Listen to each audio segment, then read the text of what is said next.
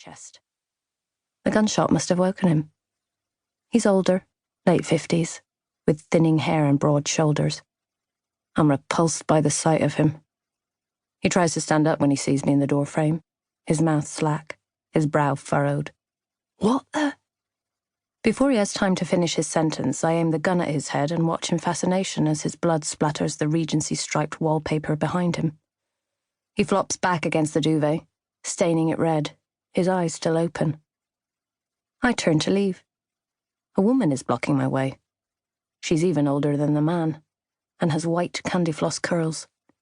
She's wearing a flowery nightie. She's stunned at first, her eyes widening in recognition at the sight of me. And then she starts screaming. I silence her with a bullet to her chest, which propels her down the stairs as though she's a rag doll.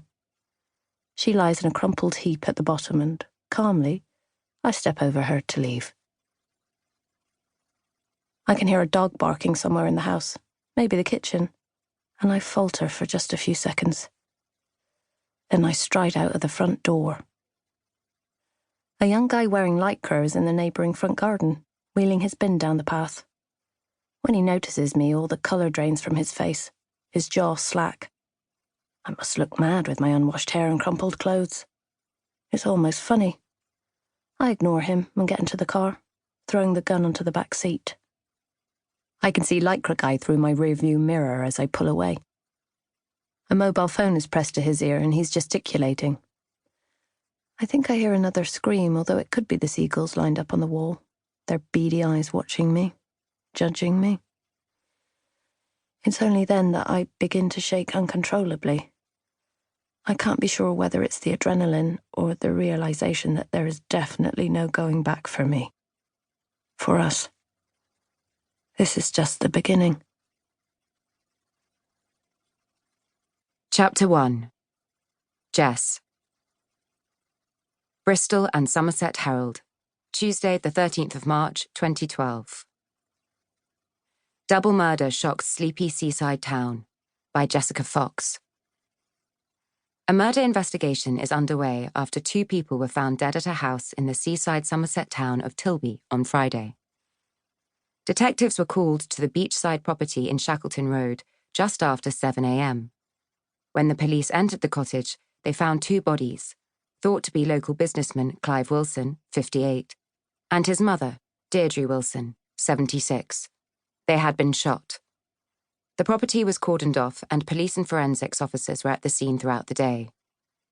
A third person, 32-year-old Heather Underwood, was found unconscious at a caravan park less than half a mile away. She had sustained a self-inflicted gunshot wound to the chest and is currently in a critical condition in hospital. Detective Chief Inspector Gary Ruthgo of Avon and Somerset Police said officers were called to the Georgian property by paramedics. He confirmed that detectives are not looking for anyone else in relation to the deaths. He said, "This is a small town, and I would urge anyone with any information that could assist with our investigation to please get in touch." Neighbours on the well-heeled street, which consists of a boutique hotel, as well as permanent residences and second homes, are shocked and saddened by the horrific murders. I sit back in my chair and reread the article. The deadline is in 20 minutes. It's taken me nearly an hour to write just 5 paragraphs. If I don't send it soon, it won't make the front page tomorrow, and my news editor, Ted, will have my guts for garters, one of his favourite phrases, and always said in a droll tone. I glance out of the window at the rooftops of Bristol. I can see the cathedral spire from up here, and the buildings that cluster around College Green. I can tell it's raining by the sea of colourful umbrellas obscuring the pavements, moving almost as one. A line of traffic chugs up Park Street, and a double-decker bus belches smoke as it heaves itself up the hill, like an unfit runner. Ever since I spoke to DCI Ruthgo this morning, I've not been able to get the interview out of my head. His words are eating away at me.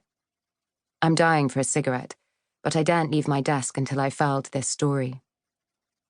I glance across at Jack, my smoking companion. He's hunched over his computer, tapping at his keyboard, a phone cradled between shoulder and chin.